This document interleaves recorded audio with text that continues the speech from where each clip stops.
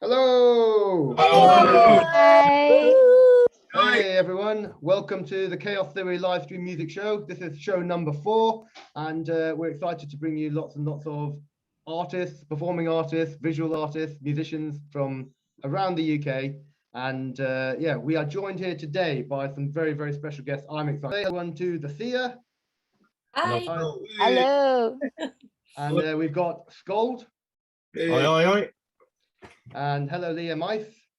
Hi. And IDT.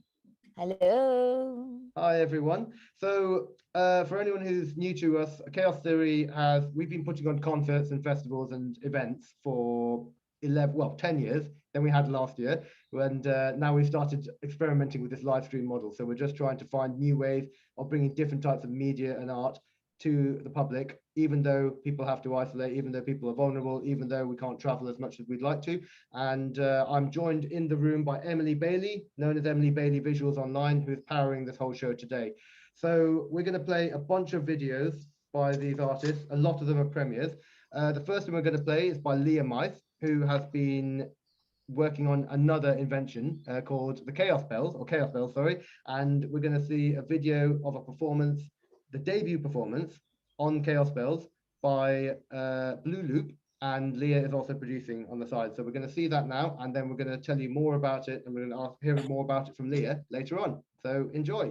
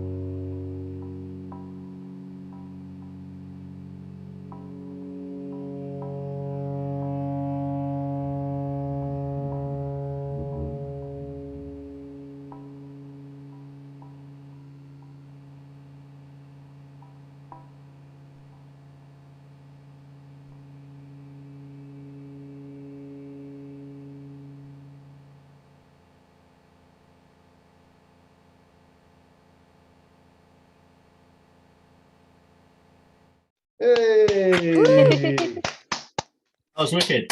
That was Very absolutely cool. phenomenal. Well, massive well done, Leah. You put that together in a week? Yeah. Yeah. So Emma Hall, also known as Blue Loop, was performing Chaos Bells. I invited her around to the performance lab where that instrument is set up, and we spent an afternoon improvising and videoing, Okay, and then I edited it together. that's amazing. Oh, I'm sorry. I'm just going to tell Emma mute your channel. I was trying to do it discreetly, but I realized there's no way to do that. So,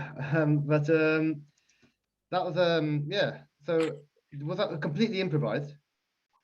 Yes. Yes, that's phenomenal. So, can you tell us a little bit about the Chaos Bells and how they work? So Chaos behind Bells is a instrument, as you can see, it was 2 meters wide and 2 meters tall, and it's a digital instrument. So each of the pendulums, there's 20 pendulums. They each have a accelerometer in it, which is the sensor, and it works in a way like a contact microphone. So the vibrations of performing into it is what's driving the algorithm that makes the sound. Oh, wicked. Wow. Yes, there's 20 sensors. They run through a microcomputer called Bella.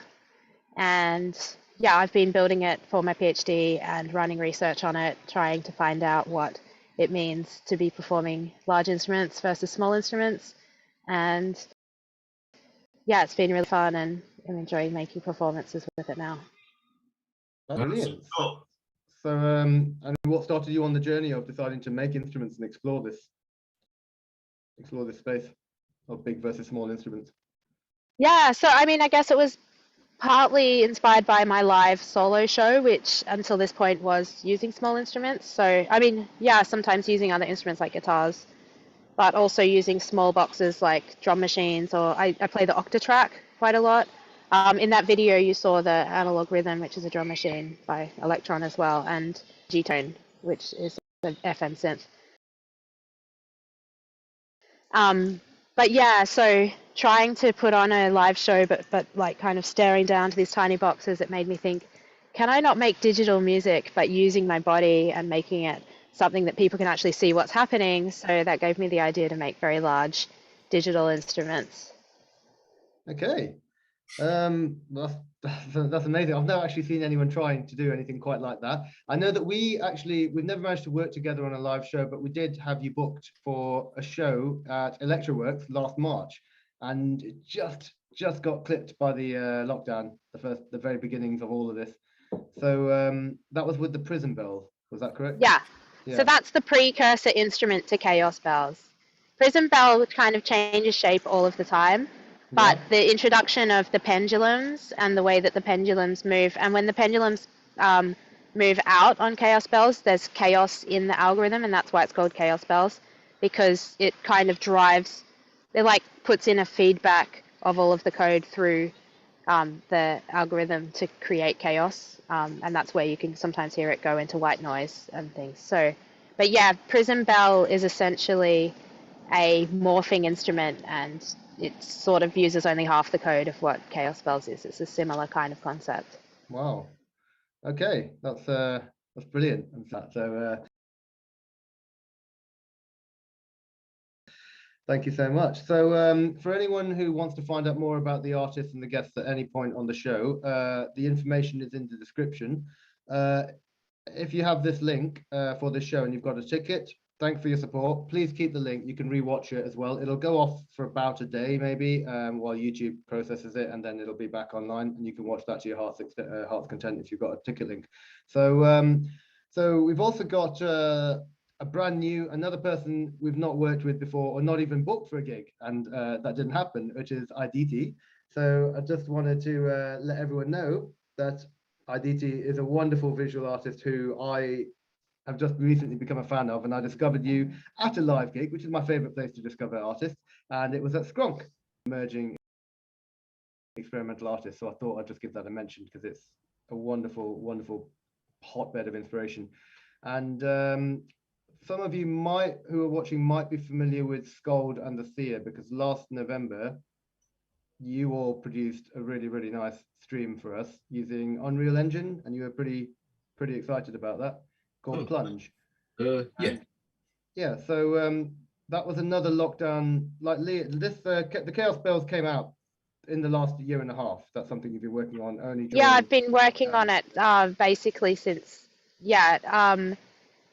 about a year and a half. Yeah, I sort of had a different version finished in January of last year version after that. So yeah, definitely it was hard to work on through lockdown because I didn't have access to the workshop. I was trying to do it in my living room and it takes so much space. It just wasn't possible. But yeah, it's definitely come together over a really long time.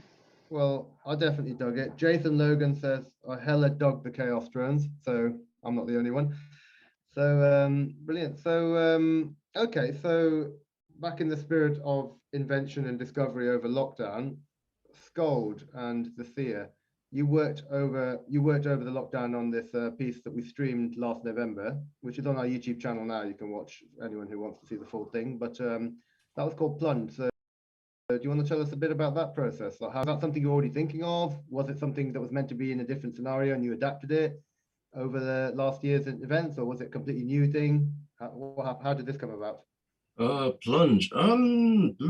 Well, yeah. We were in lockdown, and I was living in a room without windows at the time. So you either get really busy or you go a bit mental. So I just dived in. Yeah, so yeah, like Liam introduced me to Unreal Engine, and I just kind of like borrowed my way into it. What was it? I started with Twinmotion, which is like some architectural software, because I was a bit hesitant to open the Pandora's box of Unreal, but then eventually I reached the limits of Twinmotion within like 2 days, and I was like, okay, fuck it. Sorry, we'll have to get into Unreal. So I did. Conny came around. One of our housemates at the time had vacated the room. The room was a nice deep red on the walls, so I was able to film Conny with like some flashy lights and stuff like that. A lot of it, I think, was filmed on an iPhone. Yeah, and then we just processed the hell out of it, and just created this bank of material that eventually became Plunge.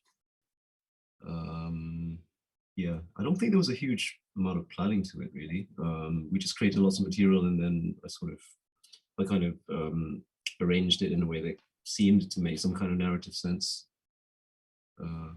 So there was a narrative behind it. That's interesting. So what kind of a narrative did you envisage when you were creating this piece? Oh God. Well, it's hard to describe it verbally.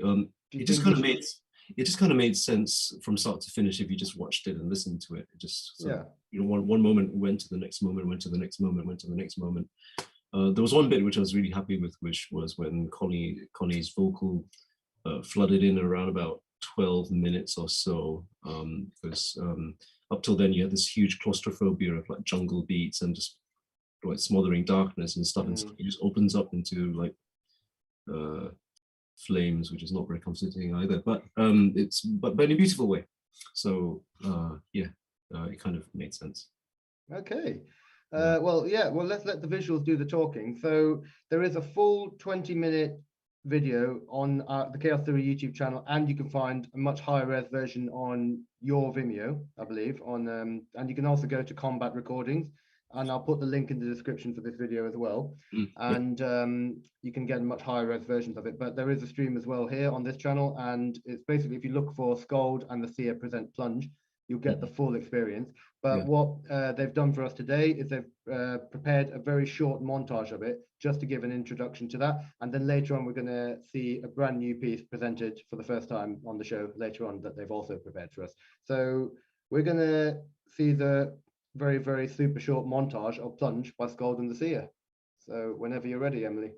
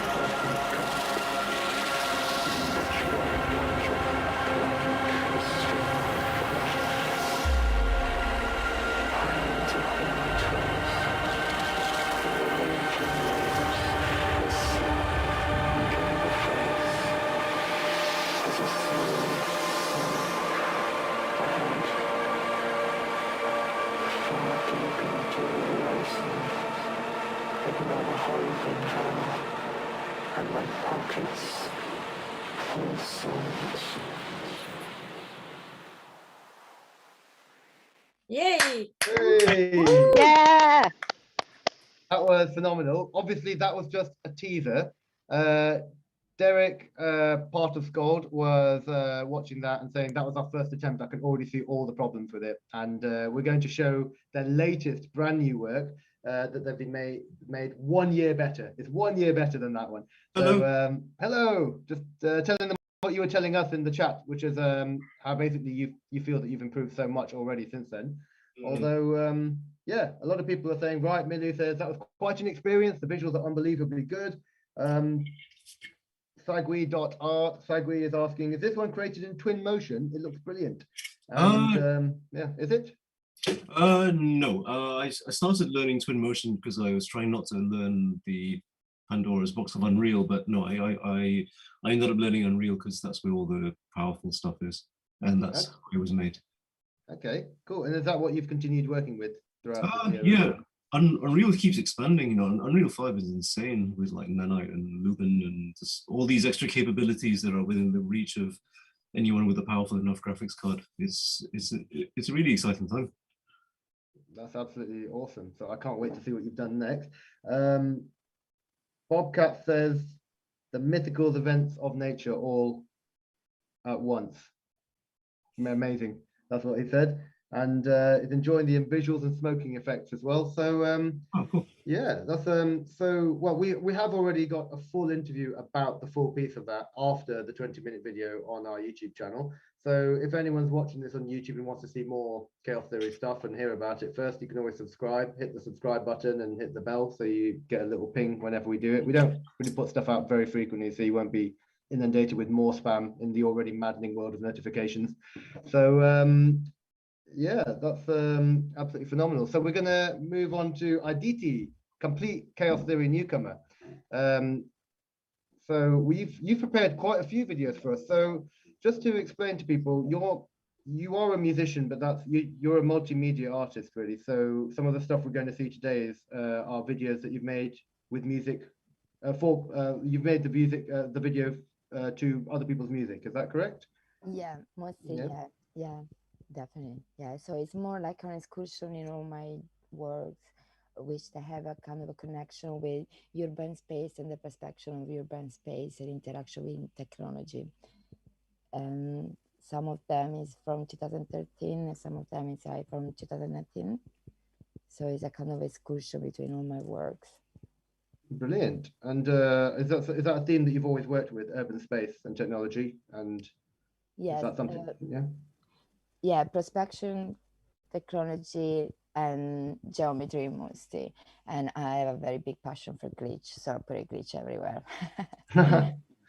Amazing. So okay, so all of these are these videos, are they all made in London, or have you worked with people around the world, or how have these collaborations come about? So the first one you're going to see is Reality, and it's been in collaboration with a team of people from Italy, in particular with Daniele Durgo, which he was the illustrator for this project. And the second video is Burning Bridges, which comes from a collaboration with Tito Bettencourt, which is based is from Portugal, but it's based in London. And we created together this project called the Diagnostik, for like an EP realized in 2019, but actually it has been never published before. So you're gonna be the first people to watch in real time. Wow. Yeah. So that's very, very special. Thanks for keeping that one for us. So Emily, why don't we hear and see Reality and Diagnostik by Aditi, and we'll find out more about that afterwards.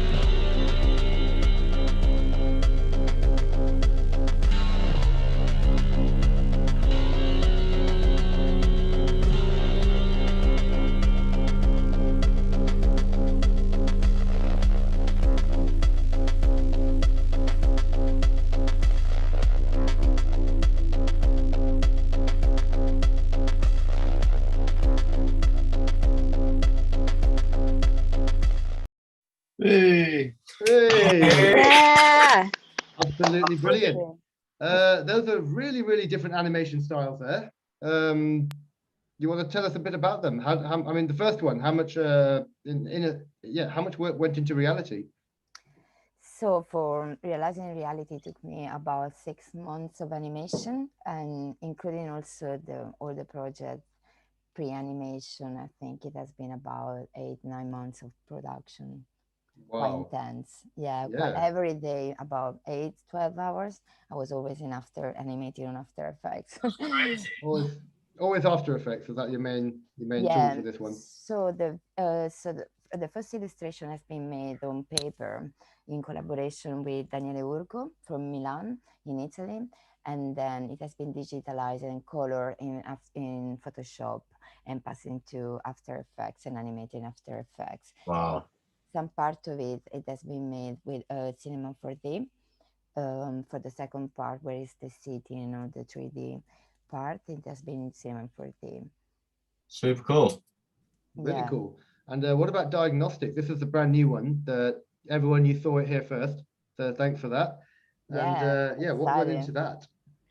So Diagnostik, so what actually the connection between the two is a book from Vernon Vinge, which is Technological Singularity. So what inspired me in both of these videos is how people approach technology and how technology can be. This is a book which has been written in the 1983, and is very actual. Is this person I was talking about already, artificial intelligence, and how technology will develop it to a point where it will be superior than the human intelligence. So the connection between the video is this approach with technology, and now this in some way reduce the singularity of every human. And on the second video in particular is our interaction with our environment and space. So the obvious example is how we use Google Maps even for finding if there is a shop like 10 miles away from our, I don't know, 1 mile away from our house or something like this. So it has been, in some way, I introduced a glitch because I'm very in love with the effect of glitch and everything is in Audio React. In particular for this video, I've been using Quartz Composer. So I created this patch for interaction directly with sound in real time. And instead of being like edited with months and months of editing as the first video, it has been more like a performance with Tito Bettencourt for this project called Diagnostik. So we were mostly like playing live keyboard and synthesizer real time. Sorry, my voice is awesome. So you've got a very, very clear conceptual approach to all of the art that you make. It's not just making a visual to fit a sound, clearly. I'm very attached to the dramaturgy behind my work. So I had to find some kind of inspiration which will bring me then to some results. This is also the reason why maybe they look very different. I'm more, let's say, moved from the intention, the concept which is behind the project instead of the aesthetic, even if then in some way I try to create something very personal in all of them. That's absolutely brilliant. I'm very glad we got you on the show to see this. For anyone who's watching, by the way, and saw the credits, Angela Di Tomaso is mentioned a lot in the credits. Angela Di Tomaso is Aditi.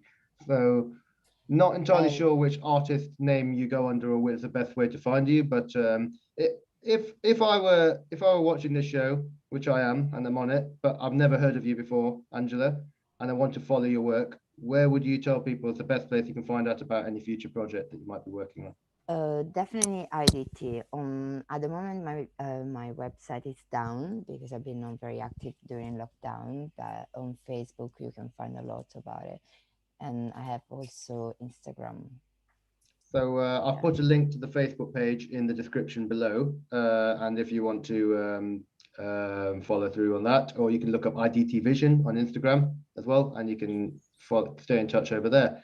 So Lia, you've been sat in the cold in the Lake District. Are you at the Lake District? Yeah, Right now? it's not that cold. No, you've been sat outside. Really, really, really awesome of you for a few hours, and you prepared these videos for us just before, and this whole performance. So I'm very, very impressed. Thank you. I'm very flattered. I'm sure everyone. I hope everyone appreciates, everyone who's watching. I was looking at the comment section as if they could see me looking at them when I did that. But yeah, I hope you're all appreciating the effort Leah's making here. But yeah, we've got another video to play by you, Lia. You've done such a staggering amount of work. Do you ever see yourself reaching a point where you decide, I have attained the instrument that achieves everything that I want, or expresses everything that I want, and I'm going to work on something else? Or do you feel that this is now, this is your life, this is the journey you're on, you'll be forever expanding on instruments? I just don't think that instrument exists. It couldn't possibly. But I mean, there's already ideas of the next iteration of the instrument going on. Really? Like, yeah. I mean, I love this about these instruments that morph and change, and that's one of the beauties of being able to be the designer. Yeah, so, that's cool. Yeah, and I'm always roping friends into playing them. I ran a study where about 10 people came and learned how to play it, and other people might have seen me on stage with another artist, Bear, who has performed live with me playing Prison Bell. Yeah, so Blue Loop was kind enough to be in these improvising with me in these videos, but I'm always looking for more people, so anyone can drop me a line if they want to play the instruments or check them out or have a jam. That sounds brilliant. So collaboration seems to be a huge part of what you do, because I have seen you on lineups before and bills where you are bringing in different performances and bringing out different elements of yourself. The original videos you sent me for this were, was it 30 different performers or 10 different performers? Each improvising or learning how to explore the space that you've created with Chaos Bells. I mean, I guess that could just create an infinite number of possibilities. You can never, even if you've invented whatever you've invented. Well, it's just diversity.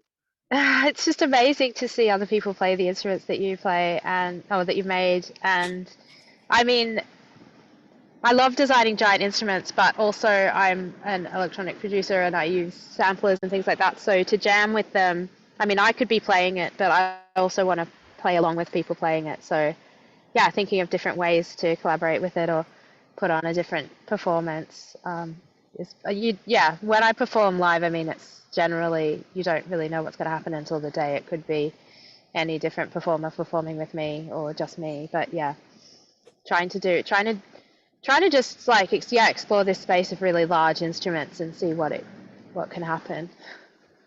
Am I right in thinking that you've ever had visuals also reacting live? Because I'm sure there was something that was going to happen with Prison Bells in the show that we were going to put on last March with visuals. Yeah. Quite often I'll have audio reactive visuals, or I'll have a dancer, or other visual elements as well. So one thing I have to some people who've been fans of Chaos Theory since 2010 may know that I tried to make it more of a multimedia style promotion, not just concerts, but also incorporating visual art, which is how Emily and I met. Emily's producing the show. She came and did visuals for the first Chaos Theory birthday all dayers, and it's something I really want to explore again. And I'm working on ideas over the pandemic with people on how to create more immersive, interactive spaces between the musicians and visual artists, and how we can explore that. So I'm very glad to meet all of you on this show and see some of the ideas and inspiration that's coming, because we do aspire to go back to live immersive events with crowds of people, and there's just something I can't beat about that atmosphere. So there's a lot of ideas coming out of this, which, I don't know, everyone have a chat, and if there's anyone who wants to collaborate with Lia, go to liamice.com and get in touch. So with all of that in mind, I think it's time to play Lia's second video. So this is the second performance, completely improvised. Is that correct, Lia? Yes. Yeah, and completely improvised. Today it's the world debut of seeing any performance on Chaos Bells. So thanks so much for this, Lia. And this is performed by Blue Loops and Lia. And thanks very much. We're going to watch it now.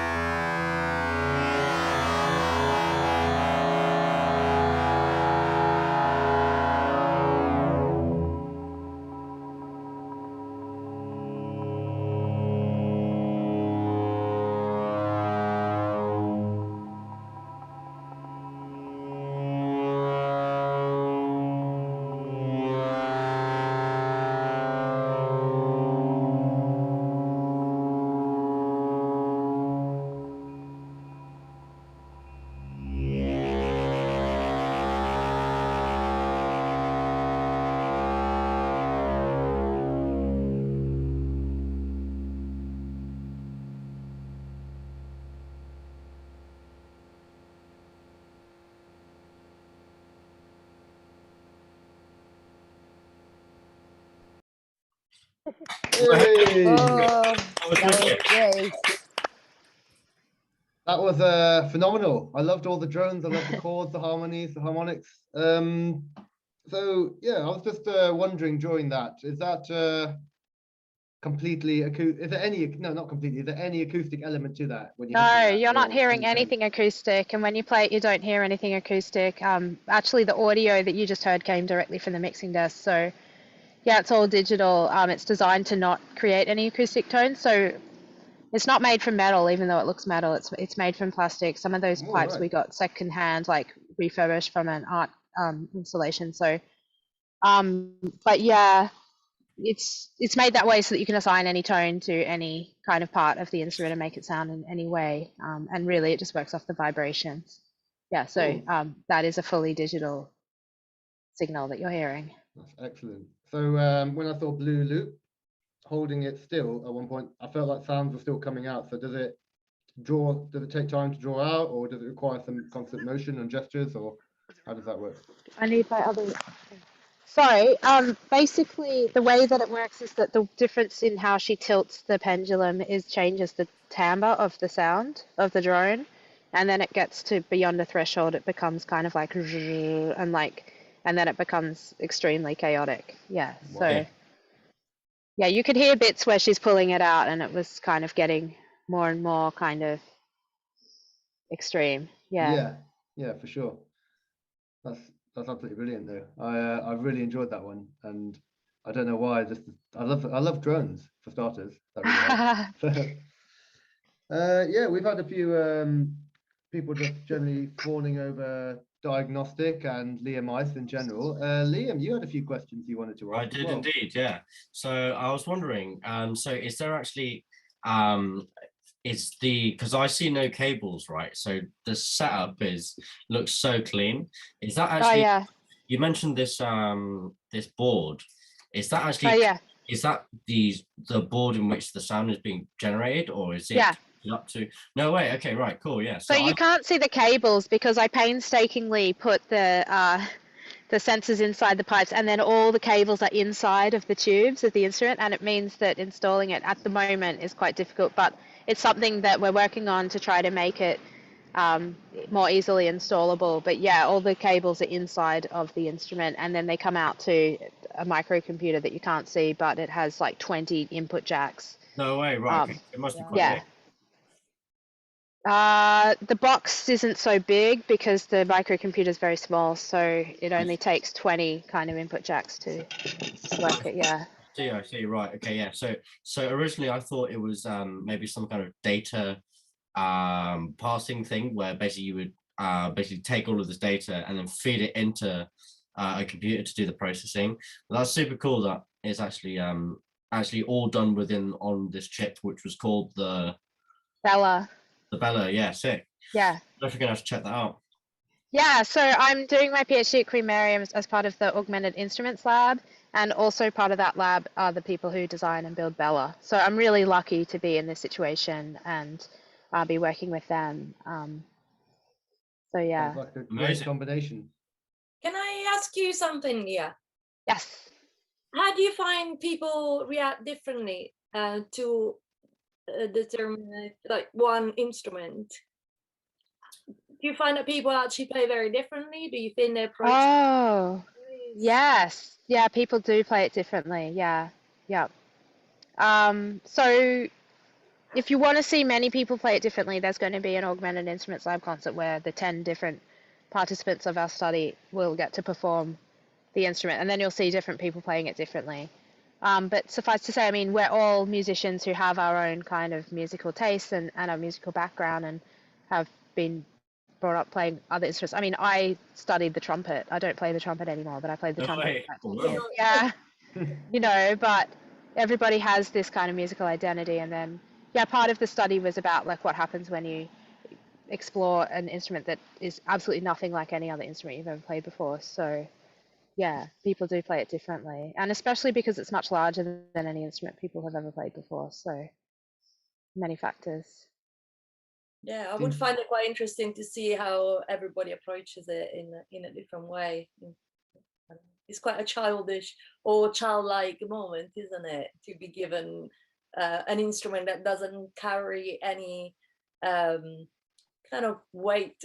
It's weird because I actually played cello, and I never play cello live these days just because I find it such a difficult instrument, and one that you're very much judged on your abilities straight away. So there are I lots think of preconceptions about the cello, whereas there's no preconception at all about this. No one knows what Yes. it's meant to do. No one knows what it's meant to sound like. No one knows how it's meant to feel or look. I think Yeah, like there isn't anyone who is like a virtuoso of the chaos spells yet. But yeah, I mean, originally we were asking people to play them, and it was like, well, I'm not very good at this. It's like, okay, but nobody's very good at this because it's a brand new instrument. So have a go, you know. And yeah, it was great to work with Blue Loop, who played in the videos, because she's normally a synth player, and just had this great way of improvising with the instrument. So yeah, I think there's something to be found in playing a strange instrument if you already sort of know how to play a different instrument and then transferring that knowledge to a new instrument. brilliant. No. Bobcat agrees that that's a serious rig up, and Pixie Boots loves the craft and dedication. So Thank you. So and I love the craft and dedication. It's phenomenal. I'd love to have a go on it one day myself, actually. If that's You're ever welcome possible. to. It's currently installed in my land at Queen Mary University if anybody wants to come by and have a go. Easy as that. Just pop around. Hit, you know, message me. Yeah, let you know you're coming. Okay. So we've got two more sets of videos. We've got 3 videos, in fact. We've got 2 more by IDT for everyone who's watching, and we've got the brand new latest work from SCALD and the Seer called Asphyxia. So what we saw earlier, Plunge, that was a year ago, and they've been working on stuff ever since. So we're going to see the latest of what they're doing, and IDT is going to show us some more of the visual concepts you've been working on for other musicians. And yeah, Angela, IDT, would you like to tell us a bit about what we're going to see next and what you've been working on, how you've worked on them and what they mean to you? Yeah, sure. So the next one you're gonna see is actually has an Italian title, is Innocenti, which is innocent, and it's some project which actually I love particularly because I recorded in Milan. This is a very industrial space where it has created the first Lambretta, which was a type of a motorbike very famous in Italy. And this space is now totally abandoned, and during 2015 there was a massive green expo in Italy, in particular in Milan, about green technology. And this space is full of absinthe, and they actually wanted to rebuild a new space for as a part of this expo. But me and some other activists, we actually stopped this project.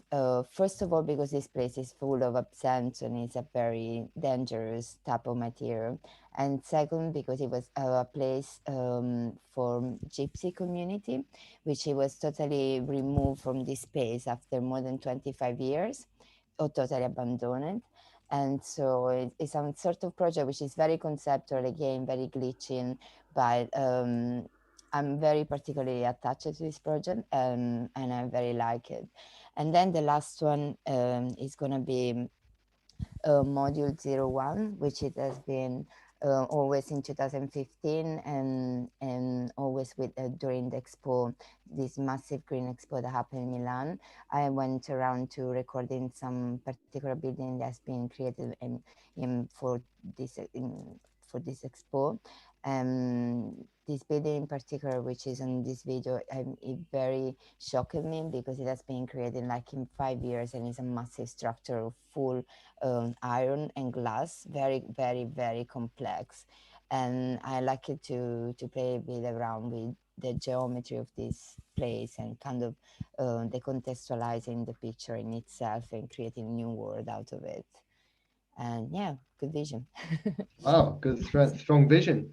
All right, well, definitely have to see that now. So we're going to see Innocenti and module 01. Enjoy.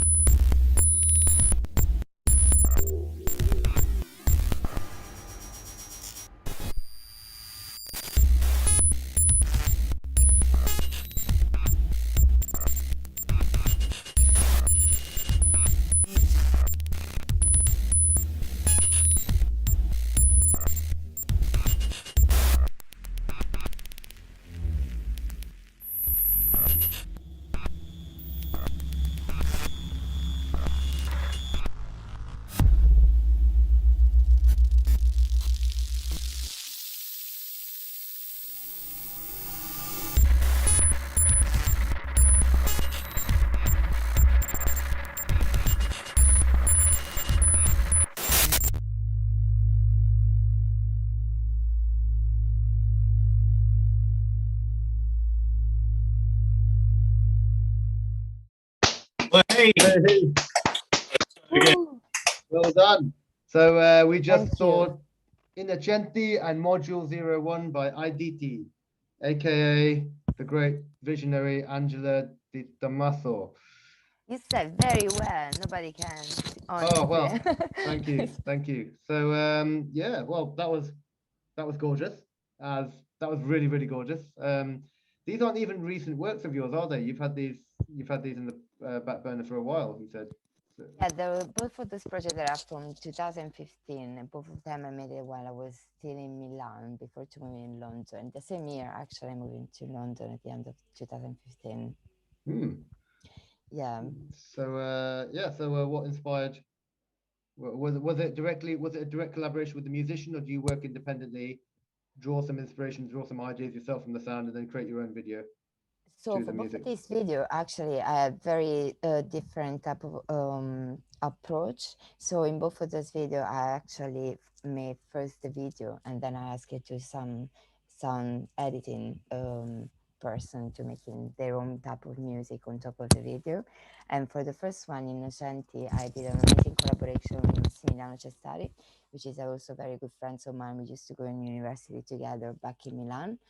And for the second video, it was with In a Sleeping Mood, which is a duo from London.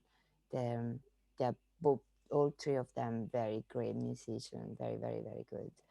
And for the first video, you can see some effects a bit particular with a lot of particles, and everything is very into audio react. And I use a quartz composer with some personal patch, which I made on purpose for this type of, I wanted to recreate in what it would be the sensation of asbestos. So I wanted to create something very small and impossible to contain in a space, and in some way very conceptual when I used those particles in Quartz Composer. And the second one instead is very much more a project on After Effects, much more study, like I want to do this, I want to do that, and I use a few plugins, which are also very famous, included Twitch. Yes, The Twitch plugin, yes, yeah, I've got people spotting each other's plugins they're using in That was the cool. chat here. Yeah. So okay, well, we're nearly at the end of the show. We've got one more video to play. So this video, just for everyone who maybe joined in a little bit later, we do Chaos Theory. We do a lot of live concerts, so we have done over 10 years. We're known for that, really, and we're going to be looking at ways of marrying some of the ideas that we've come out with live stream, with visual arts and stuff over the years and over the last especially, and figuring out a way that we can combine that with what we were doing before and find a way to make events accessible for everyone, whether we'd like to be there in person, whether we can't be, but I want to watch from afar and still take part and support, and bringing together different types of arts and media, because I think art just begets art, and creativity begets creativity across different media. And I think today is a really big demonstration of that. And it seems silly just to limit it to one medium when there's so much out there happening that constantly affects and bleeds into the other one. So yeah, we've had some really great guests. Everyone who wants to watch this again, we're going to make the link available. There may be a ticket link to watch it back for a cheaper one, and at some point all of the videos in months to come will be available for free. But I think you want to get involved and support the artists and do what you can as quickly as you can. So thanks for everyone for supporting with your tickets today, and it's all being split between the artists and crew, and we're just going to keep doing it, and we're going to keep promoting and finding ways to I mean, at the end of the day, with the fact is touring's a little bit expensive now, especially across the world and across Europe, but we have people from around everywhere. Lia's been sitting outside in the Lake District to join us today, and now you're inside the pub. Is that correct, Lia? Yeah. So I am. I hope there isn't any background music that is going to cause issues with YouTube. No, you're doing oh yeah, that's a good point actually with YouTube copyright. Keep myself muted. Yeah, no, great. Thank you for that. Yeah, thanks for still joining us. So okay then, we've got the final video to show, SCALD and the Seer. You have told us a bit about Plunge. You've already been working on that with Unreal Engine. So what do you feel has developed or changed in your ideas, your approach, or just technically between last year's video and what we're about to see now in Asphyxia? There, that's for you. I mean, they were both begun around the same time, to be honest. Asphyxia was meant to be part of the same stream as Plunge, but I felt that Plunge had kind of evolved to the point where Asphyxia needed more work on it, and Asphyxia didn't seem to me that it was ready to be released yet. But then it took a whole year of just crashing around different techniques and workflows to try and make something different or more interesting from what the original Asphyxia was. So I guess just over the course of the year, I just picked up more stuff that I could do with it, and I processed it through different ways. I think the core of it isn't very, very different from how it was in August last year. The audio was actually ready in August last year, but visually, I just thought it just needed more going over. But I didn't know what until I just done more stuff and then realized what else I could do with it. I think for the final Asphyxia, we did a bit of green screening of Conny, and I did some photogrammetry of Conny's mask, which you can see in her profile there. Yeah. Oh, amazing. Which was just done using an iPhone. And then what else?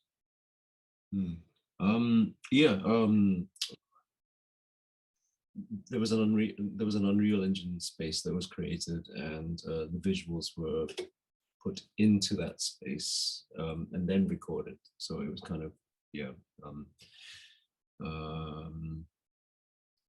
I think last year, I think maybe similar to a lot of people, we ended up watching a lot of streams online, and I watched this clubbing stream where there were these two horrendously boring tech house DJs just playing some proper flannel stuff, but then the visuals were placed in this Unreal Engine space, and it looked incredible. It made me not be bored of them for like 10 minutes. I was like, wow, if that can do it, then this is what we need to do, but with music that's of interest. So I kind of just start on this Unreal Engine rabbit hole. Okay. Wow. Well, yeah. So it sounds like it's going to be your friend for a while. Lots to discover there. Yeah. So, there were a few streams that did like sort of virtual gig spaces. Like sort of I saw some of those. Rather than being filmed in a crowd, you have like this virtual stadium or whatever it is. But I thought, let's do the same, but with like some horrific, hostile kind of space. So like rather than have a big dance floor, let's have a gigantic warehouse where if you fall and you just get stuck in mud or whatever. That's where we are now. Yeah, basically, just sort of that's how it all feels. So just to take it back to just a bit more basic question, just for anyone who's watching, what are the roles that each of you played in the making of this? So the Seer, what was it that we're hearing and seeing in these two videos that you've done, and what's everyone's role in SCALD and the Seer? Well, just to give people context, basically I ran a project called the Seer that's kind of myself and a very sort of varied group of people that I collaborate with, sometimes under their name and sometimes under my name. But that's how me and Derek in particular first met, was through, I actually asked him to collaborate on a live performance, which he came up with brilliant ideas for. So we did one live, which we intend to push and sort of perform again, but obviously that was before lockdowns. But he created this sort of sound and visual responsive instrument for me, so that was brilliant. And so in this case, for these videos, I actually is Derek and Liam that led the project. So I was just prepared to be the physical and the voice in it. That sounds amazing. Yeah, And Derek and Liam.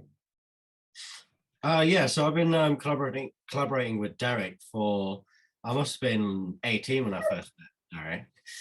But yeah, we've just been, I'm an electronic, I run an experimental label and have been making experimental music for God knows how long. But yeah, me and Derek just hit it off straight away. He was like, cool, experimental violin, let's get that involved. So, yeah, we've just been making music and collaborating for the past 4 or 5 years. And 5 years. yeah, it's been ages, man.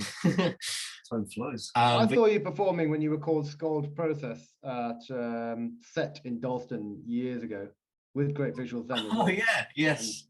Oh, that was good fun. That was my first dose of you, and I decided I need more. But yeah, no, it's just been it's been years, and even through lockdown, yeah, and still recording stuff. Always Derek's having me over, recording bits, experimenting. You know, bring my modular over, getting involved with the production side as and then. But my main job for SCALD is to play the violin, and run it through Derek's extreme amount of hardware where it all gets mangled and reproduced as what you're listening to, I guess. Yeah. Something like that. You seem stunned by that. Okay, then I think we really better play this video and just see what everyone's talking about, really. So, and show everyone else. Keeping everyone in suspense. So this is the final video of the night. This is by SCALD and the Seer, and this is Asphyxia. Enjoy.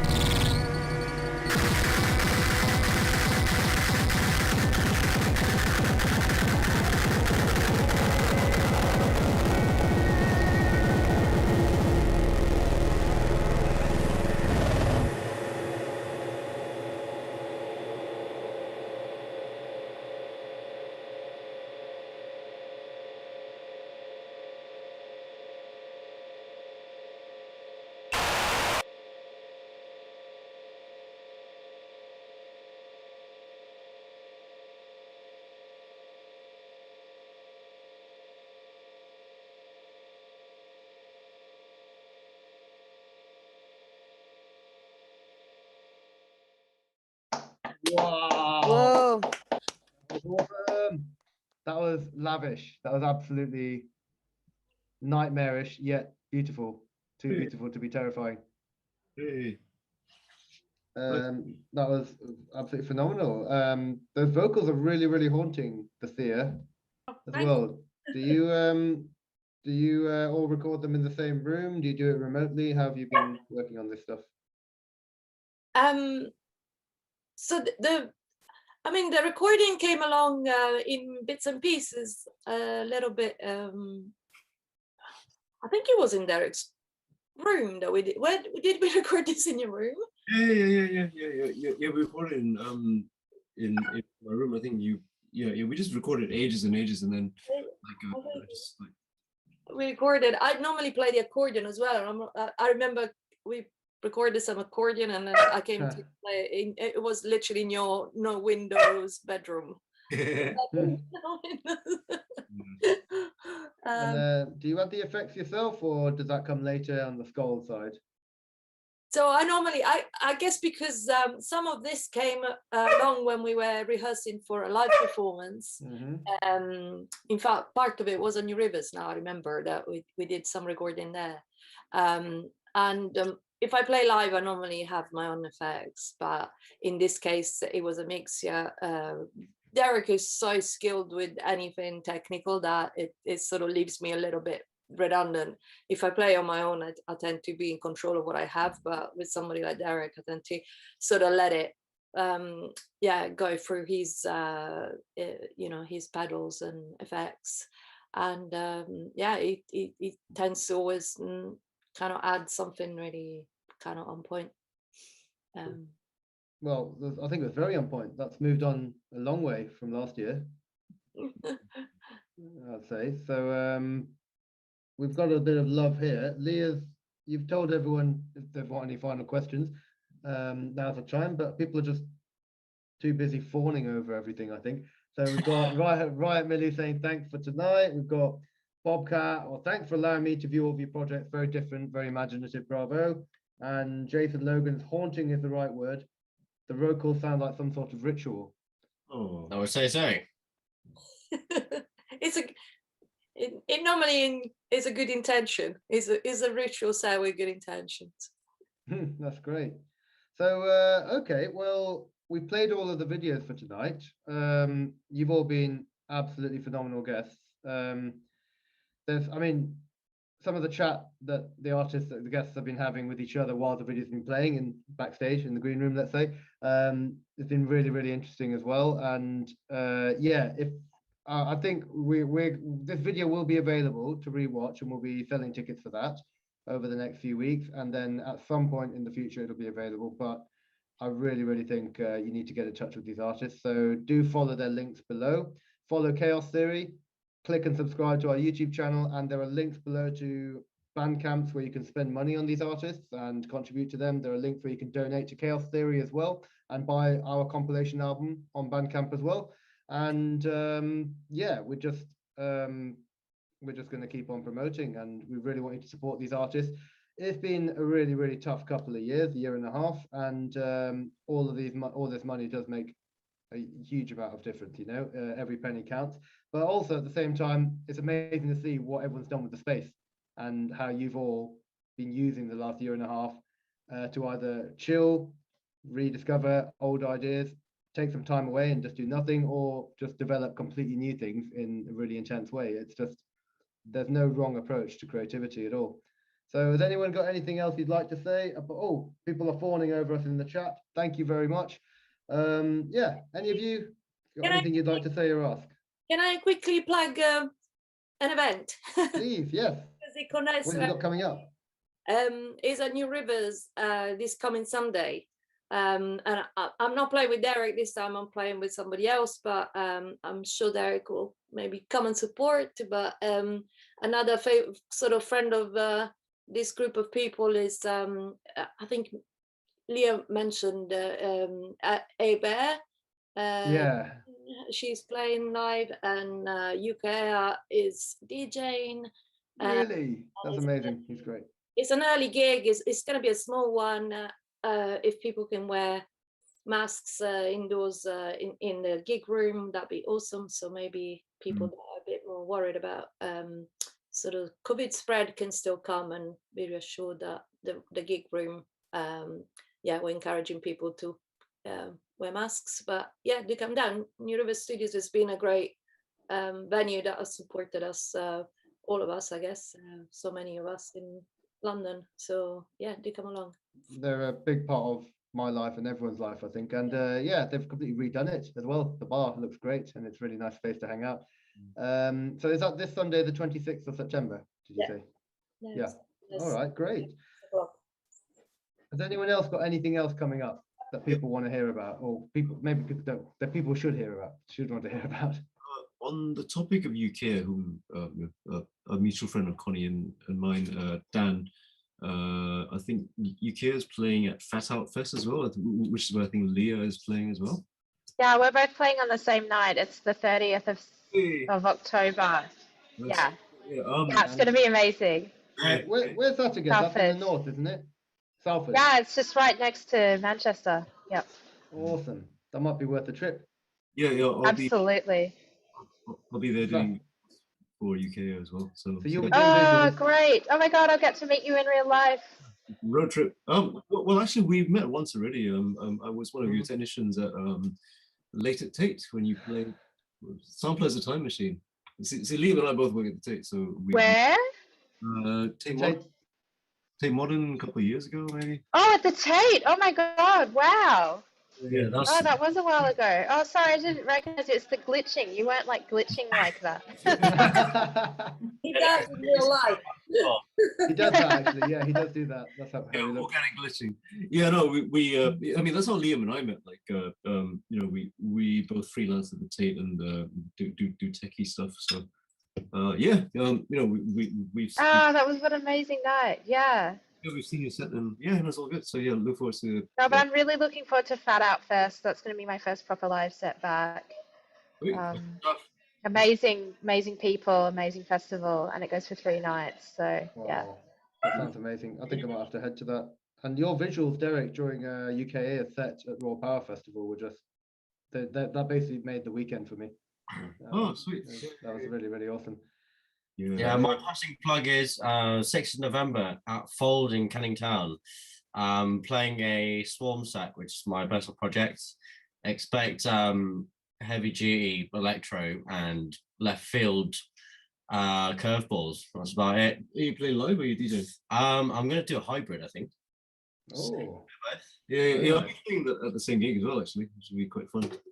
Yeah, doing like a Stormfield, which is my other project, which is like electro acid stuff. 6th of November on at Fold, Canning Town. Thank you very much. Thank you very much. You heard it here first. Well, you haven't actually heard it here first. It's been announced already. But yeah. So, and Angela, you and me, we're going to have a jam in the warehouse. So yeah, definitely. Let's see what happens there. Record it. Some fun. Yeah. Record everything. Always record everything just in case. Always. So, right, this has been an absolutely phenomenal show. Thank you, all of you, so much for the effort. Thank you to everyone for tuning in. Thanks for everyone supporting with tickets. Thank you, everyone. Thank you to you, Kunal. I'm feeling incredibly inspired. Host. I'm doing my best. I'm doing all right. I'm just taking your lead on general awesomeness. And Emily Bailey Visuals over here in front of me, behind the scenes, keeping the whole show running. Yes. Thanks, Emily. Thanks, Kunal. All right, everyone. We're gonna sign off. You've been amazing, and we will see you soon. Much love to all of you. Thanks to all the guests. You're awesome. Mwah. Bye. Bye. See you. Bye.